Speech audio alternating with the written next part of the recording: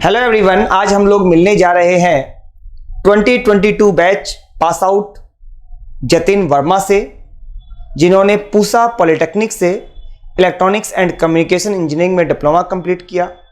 उसके बाद मारुति सुजुकी में as a junior engineering trainee hired हुए। हेलो जतिन, कैसे हैं? बहुत बढ़िया सर, आप कैसे हैं? मैं अच्छा हूँ। Jatin, thank you so much, आपने अपना वैल्यूएबल टाइम हम लोगों को दिया। एक्चुअली मारुति का 2023 बैच के लिए एग्ज़ाम हो चुका है। 2023 बैच में सिलेक्शन के लिए पूरी दिल्ली सपने संजोए बैठी है। उन बच्चों को इंटरव्यू की प्रिपरेशन कैसे करनी चाहिए, आज उसके बारे में हम डिस्कस करना चाहेंगे। सबसे पहले आप हमारे बच्चों को अपने बारे में बताएं, उसके बाद हम लोग आगे के लिए प्रोसीड करते हैं। हेलो एवरीवन, जैसा कि आपको सर ने बताया कि मेरा नाम जतिन वर्मा है और मैंने अपना पूसा पॉलिटेक्निक से इलेक्ट्रॉनिक्स एंड कम्युनिकेशन ब्रांच से डिप्लोमा कंप्लीट करा है और उससे पहले मैंने ITI पूसा से इलेक्ट्रीशियन ट्रेड से भी कोर्स करा है और अभी मैं मारुति सुजुकी में वर्किंग हूँ। जतिन, आपने बताया कि आपने जो डिप्लोमा किया है वो ITI के बाद किया है। Yes sir. आपने 10th के बाद क्यों नहीं किया? 10th के बाद सर एक्चुअली मेरे को, मैं बोलूँ तो प्रॉपर गाइडेंस नहीं थी मेरे पास कि 10th के बाद करना क्या है। कोई बोल रहे थे साइंस, कॉमर्स, आर्ट्स, क्योंकि मेनली फोकस इन पे रहता है। फिर हमारे घर के सामने एक टीचर रहते थे, वो ITI में टीचर थे, ITI पूसा में। तो उन्होंने मेरे को इस कोर्स के बारे में बताया, ITI के बारे में। डिप्लोमा के बारे में मेरे को कुछ नहीं पता उस टाइम। तो फिर मैंने ITI में एडमिशन लिया। इलेक्ट्रीशियन ट्रेड मिली थी, मैंने उनसे पूछा कि ये ट्रेड मिली है। एक्चुअली मेरी चॉइस फिलिंग भी उन्होंने ही करवाई थी। उन्होंने मेरे को इस ट्रेड के बारे में काफ़ी कुछ अच्छा बताया था कि इसका आगे स्कोप है, ये सब। मैंने उनकी बात सुन के इसमें एडमिशन लिया था। फिर जब उसमें जाने लगे, फिर पता लगा कि उस डिप्लोमा जैसी चीज़ है, क्योंकि दोनों साथ में है, ITI और डिप्लोमा। फिर जैसे जैसे वहाँ जाने लगे, फिर पता लगा कि क्या डिफरेंस है दोनों के अंदर। जब किसी आप कैंपस टू कॉर्पोरेट लाइफ में जाते हो, उस टाइम क्या डिफरेंस है दोनों के अंदर। तो फिर वहाँ से एक गोल बना कि अब डिप्लोमा भी करना है, क्योंकि 10th ही करी थी, एज ज़्यादा थी नहीं। जतिन, जैसा कि मुझे तो मालूम है, आपने डिप्लोमा फर्स्ट ईयर से ज्वाइन किया था। हाँ, यस सर। तो ITI के बाद आपने सेकंड ईयर में ज्वाइन क्यों नहीं किया? हाँ, उस टाइम भी सर हमारे पास कुछ ऐसा ही था, या तो मिसअंडरस्टैंडिंग समझ लो या कुछ भी समझ लो।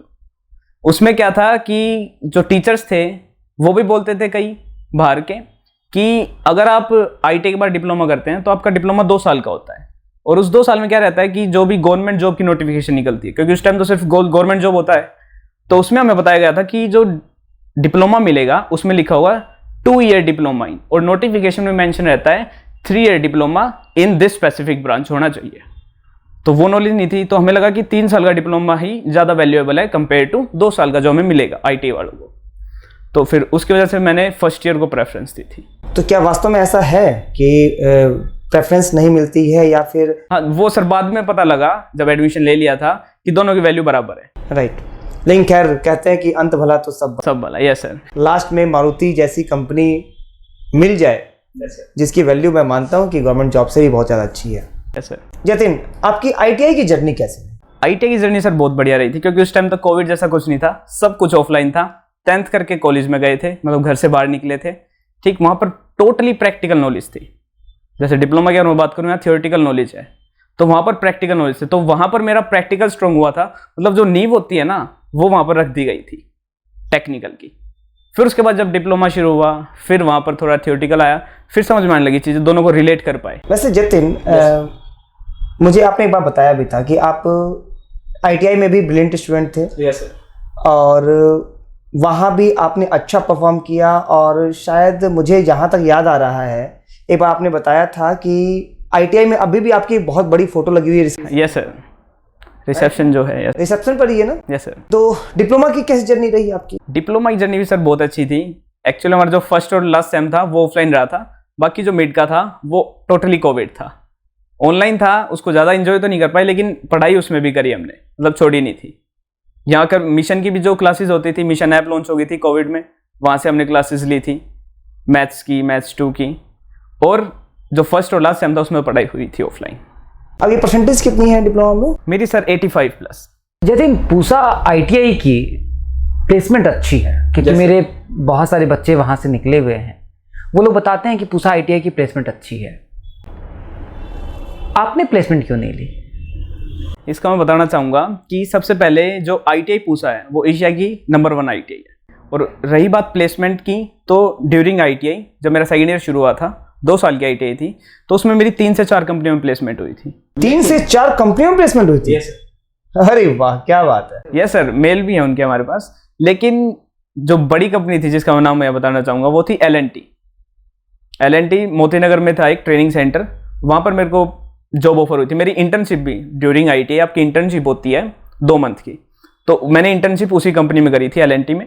और फिर जब मैं पास आउट होने वाला था तो उन्होंने बुलाया, दोबारा इंटरव्यू लिया था। इंटर्नशिप के टाइम भी इंटरव्यू हुआ था एक इंटर्नशिप के लिए, और जॉब के लिए दोबारा इंटरव्यू हुआ था। तो वहाँ से भी उन्होंने मेरे को बोल दिया था, सब कुछ क्लियर हो गया था। लास्ट में उन्होंने बोला अपने डॉक्यूमेंट्स लेकर के आ जाइए और इस दिन से आपको ज्वाइन करना है। लेकिन फिर मैंने ये बात घर पे बताई, और जैसा मैंने बताया कि स्टार्टिंग मेरे को पता लग गया डिप्लोमा नाम की भी कोई चीज़ है, दोनों के बीच का फ़र्क भी पता लग गया था कि दोनों के बीच में क्या डिफरेंस है ITI और डिप्लोमा में। तो मैंने घर पे बताया कि ऐसे कंपनी है और मेरे को ऐसे जॉब दे रही है, ये सैलरी दे रही है। सैलरी अप्रोक्स 18,000 थी, जो कि ITI लेवल पे 2019 के अंदर एक अच्छा पैकेज था। उस पैकेज के बराबर की कोई कंपनी आती नहीं है ITI में, मेनली अंडर 18 रहती है कंपनी, 18 मतलब टॉप ITI के लेवल पे। फिर मैंने घर पे बताया तो मेरे चाचा जी थे, वो बोले कि हायर स्टडी और देख ले, क्योंकि एक बार अगर जॉब में लग गए, ये सब लग गया तो फिर पढ़ाई की तरफ उतना फोकस नहीं रहता, इंटरेस्ट भी नहीं रहता। तो फिर मैंने उनकी बात मानी और मैंने डिप्लोमा में एडमिशन लिया 2019 में ही, कोई गैप नहीं था बीच में। तो आपने ITI के बाद 4-5 कंपनीज में प्लेसमेंट लिया? यस सारी कंपनीज को छोड़ा, यस। उसके बाद डिप्लोमा का एंट्रेंस एग्जाम दिया, फाइनली डिप्लोमा में सिलेक्शन लिया, डिप्लोमा में परसेंटेज भी अच्छी खासी आई। अपने हायर स्टडीज़ के बारे में क्यों नहीं सोचा? और इस बात का सर आपको पता ही है कि मैंने कैंपस प्लेसमेंट और लीड दोनों बैच ज्वाइन करे थे, प्लान A और प्लान B की तरह, कि सबसे पहले जो होगा कैंपस प्लेसमेंट ले लेंगे, उसके बाद अपनी लीड पे फोकस करेंगे, और लीड में अगर अच्छा कॉलेज मिलता है तो उसको आगे परस्यू करेंगे। जतिन, कुछ लोगों का ये बहुत बड़ा डाउट रहता है कि क्या नॉन मैकेनिकल स्टूडेंट्स को मारुति ज्वाइन करना चाहिए? इलेक्ट्रॉनिक्स के लिए क्या मारुति प्रेफरेबल कंपनी या as a first choice company हो सकती है? इसके लिए क्या बोलना चाहेंगे? सर, इस क्वेश्चन का डाउट तो हमारी पूरी क्लास को था, और हमसे पहले जो गए होंगे उनको भी रहा होगा। जैसा कि पता है, मेरी जो ब्रांच रही है वो इलेक्ट्रॉनिक्स रही है, हमारा और इलेक्ट्रिकल दोनों का मेन फोकस जो रहता है टाटा पावर, क्योंकि जो कोर कंपनी है इसकी इलेक्ट्रिकल और इलेक्ट्रॉनिक्स में जो डील करती है वो टाटा पावर है। तो सब हम टाटा पावर सोच के बैठे हैं कि टाटा पावर आएगी, उसमें जाएंगे कैंपस प्लेसमेंट के लिए, उसमें ट्राई करेंगे। लेकिन फिर जब हम मारुति में आए, क्योंकि उस टाइम जो चल रहा था मार्केट वो ईवी का भी बहुत ज़्यादा चल रहा था, तो कहीं ना कहीं हमारे दिमाग में एक क्वेश्चन ये तो था कि ईवी आ रही है तो इलेक्ट्रॉनिक्स की भी हायरिंग होगी। तो क्या आपके माइंड में मारुति को लेकर के इनसिक्योरिटी नहीं आई कि मेरा लेवल जो है बहुत ज़्यादा ग्रो नहीं कर पाएगा, मैं बहुत ज़्यादा ग्रो नहीं कर पाऊंगा क्योंकि वो मैकेनिकल की कंपनी है? तो सर, इससे पहले मैं आपको बता दूं, मारुति आने से पहले दिसंबर 5th सेम के एग्जाम से, एंड सेमेस्टर के जो एग्जाम होते हैं उनसे पहले एक कंपनी आई थी हमारी में, फर्स्ट कंपनी थी वो हमारे बैच के लिए। वो कंपनी का नाम था एक्जिकॉम, गुड़गांव की ही कंपनी थी।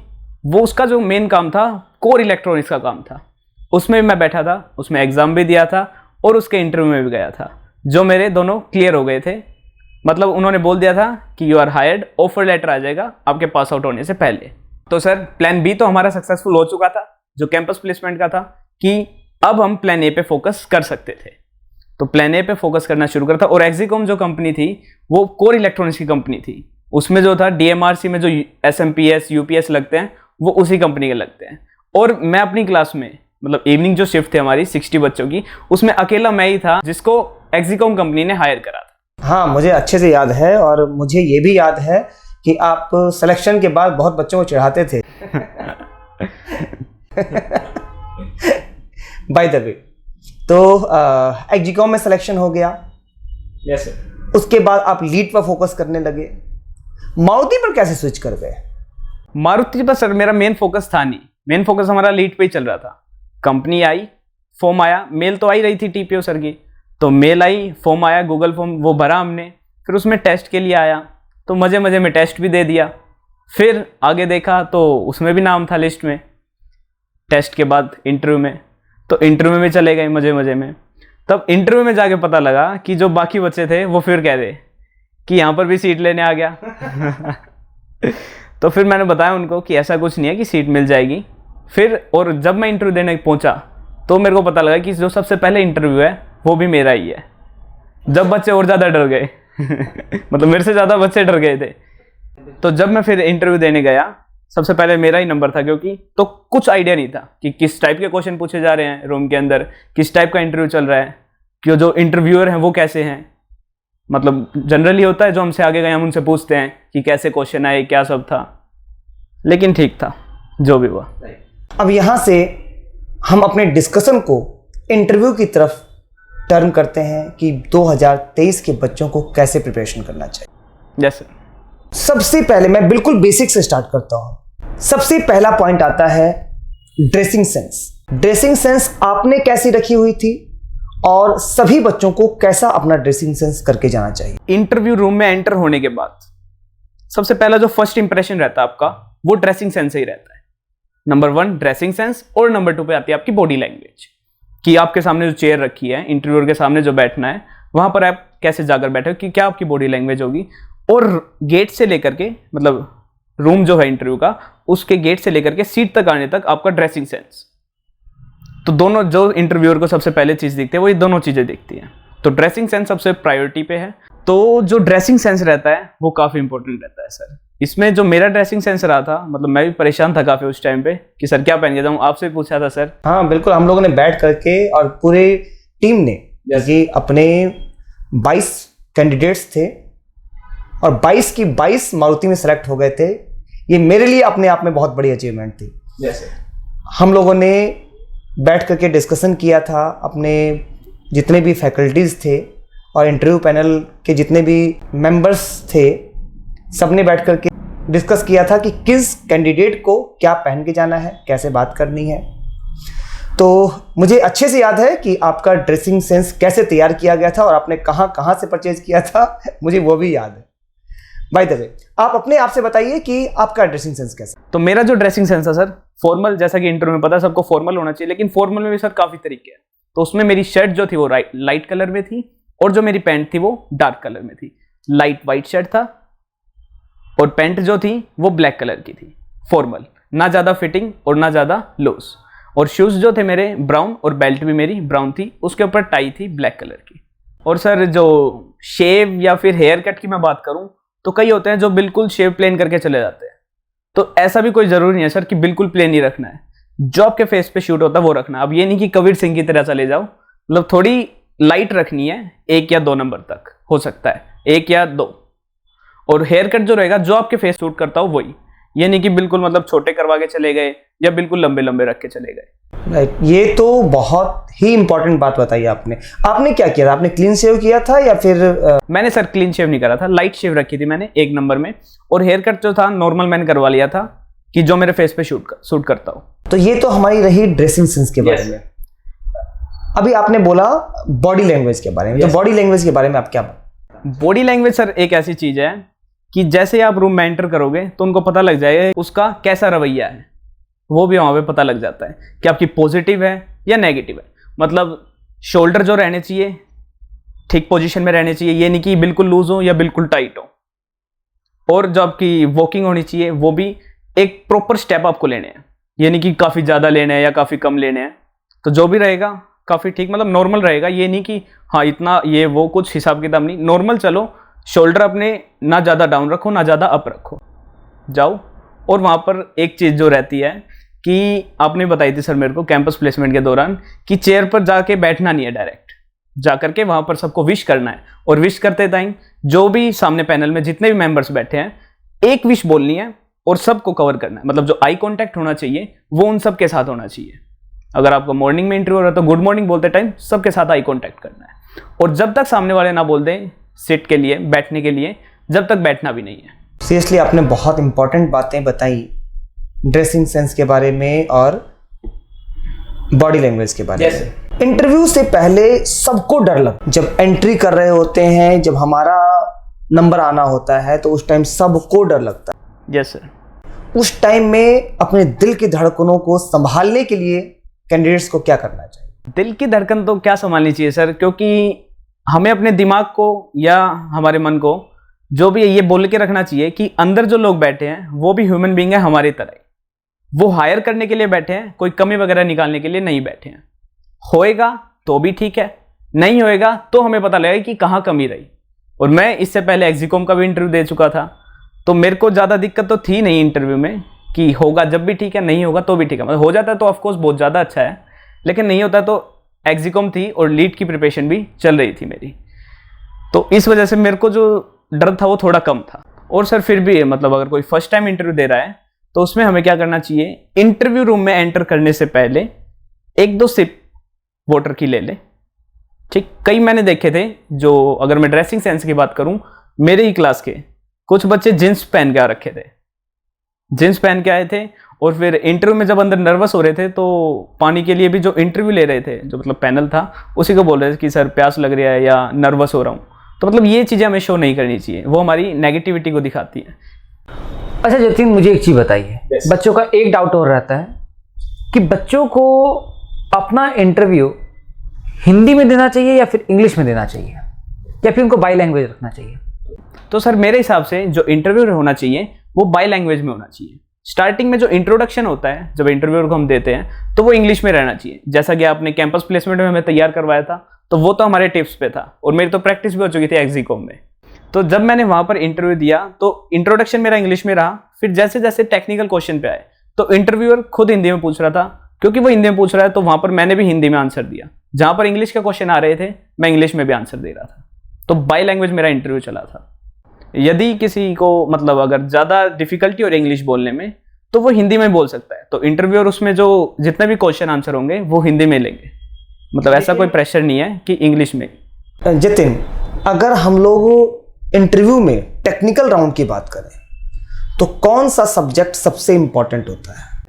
मैंने सारे बताए उनको, जितने भी थे हमारे EDC, NFTL, माइक्रो प्रोसेसर जो भी थे, 3 साल हमने पढ़े थे, वो एक पेज पे नोट कर रहे हैं। फिर उन्होंने एक एक सब्जेक्ट को उठाया और उससे रिलेटेड क्वेश्चन पूछे कि जैसे EDC इसमें क्या पढ़ा, जो भी सब्जेक्ट थे माइक्रो प्रोसेसर इसमें क्या पढ़ा, ये सब था सर टेक्निकल में। तो आप किसी भी एक सब्जेक्ट को लेकर नहीं चल सकते कि ये मेरा फाइनल है, अब मेरा मारुति में हो जाएगा। तो आपसे लगभग कितने क्वेश्चन पूछे गए थे और आपने कितने क्वेश्चंस का आंसर दिया? कितने लगभग सर ऐसे काउंट तो नहीं कर सकता, लेकिन जितने भी मैंने सब्जेक्ट बताए थे 3 साल में जो पढ़े थे, हर सब्जेक्ट से एटलीस्ट 2 क्वेश्चन तो उन्होंने उठाए थे। और आंसर की बात करूं तो मैंने सबके आंसर दिए थे, क्योंकि जो सब्जेक्ट वो उठा रहे थे वो मैंने सारे यहाँ से कैंपस प्लेसमेंट के दौरान पढ़े थे। तो आपने सभी क्वेश्चंस का आंसर दे दिया? Yes sir. मतलब फिर तो मैं मान सकता हूँ कि आपका तो सिलेक्शन फिर होना ही था। यस सर, इसी बात का डर जो बाहर बच्चे बैठे थे उनको भी लग रहा था। नहीं, आप पूसा इलेक्ट्रॉनिक्स के टॉपर भी थे, एक कंपनी में ऑलरेडी सिलेक्टेड भी थे। यस। और कहीं ना कहीं थोड़ा सा, जैसा मुझे बच्चों ने बताया कि मिशन इंजीनियरिंग का हाइप रहता है। यस सर, वो तो रहता ही है। बच्चों को ये तो था कि अगर आप इंटरव्यू देने आए हो तो सिलेक्शन तो लेकर के जाओगे। Yes sir. खैर, तो अगर कुछ बच्चे ऐसे होते हैं जिनका टेक्निकल बहुत ज़्यादा स्ट्रांग नहीं होता है, सोचता हर कोई है अपने सिलेक्शन के लिए, तो उनको कौन से 5 सब्जेक्ट्स तैयार करने चाहिए सबसे पहले? तो अगर मैं मिशन के कैंपस प्लेसमेंट के बैच की हाइप की बात करूं तो वो तो एग्जीकॉम जब दिसंबर में हमारा इंटरव्यू हुआ था उसी टाइम प्रूव हो गई थी कि वहां से, मतलब कई बच्चों ने मेरे से पूछा भी कि इतनी अच्छी तैयारी इंटरव्यू की कहाँ से करा। उस टाइम भी कंपटीशन अच्छा था क्योंकि पहली कंपनी आई थी, लगभग सब एलिजिबल थे उस कंपनी के लिए, उसमें से भी सिर्फ मेरा सिलेक्शन हुआ था।